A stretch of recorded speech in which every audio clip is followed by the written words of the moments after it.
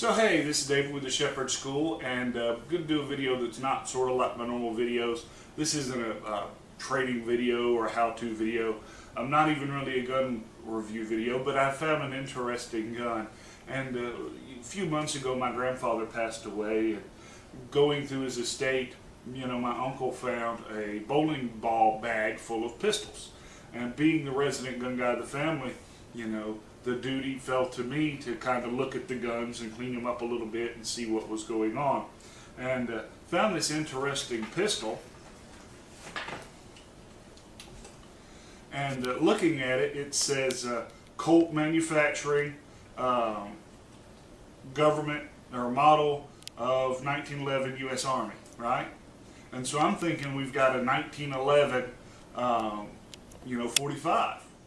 But then we found the Ziploc bag, and it's got a completely different manufacturer's slide and a whole bunch of different magazines, right?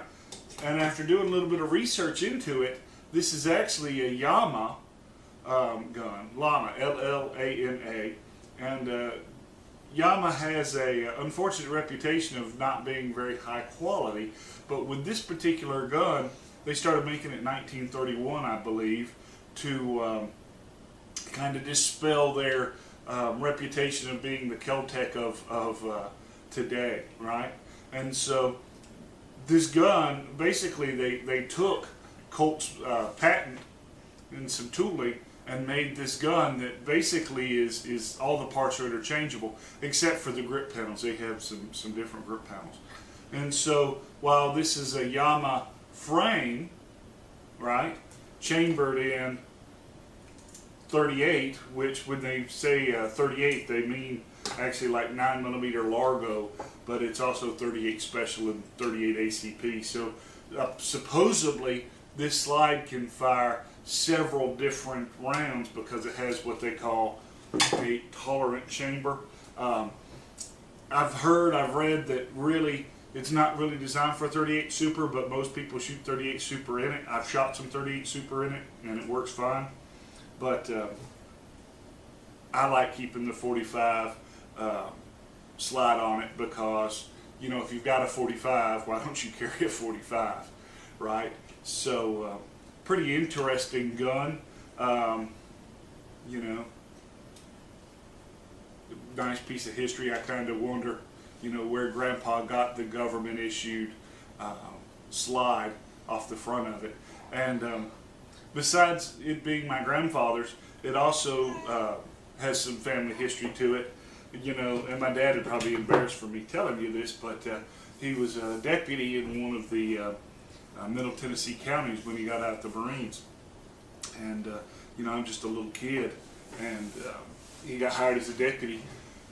Basically, he had transportation duties this one day, going from court back to the jail, and this guy just got a life sentence, right? So Dad's taking this guy, from jail, or from the courthouse to jail, and the guy knows he's never going to see the light of day again.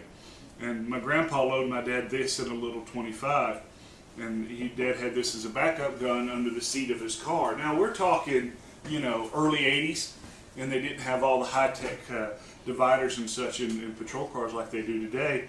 And so, as he's taking off, this gun slides from behind the seat back into the passenger, side of the car. And so Dad knows he's got this 45 pistol at the feet of this convict.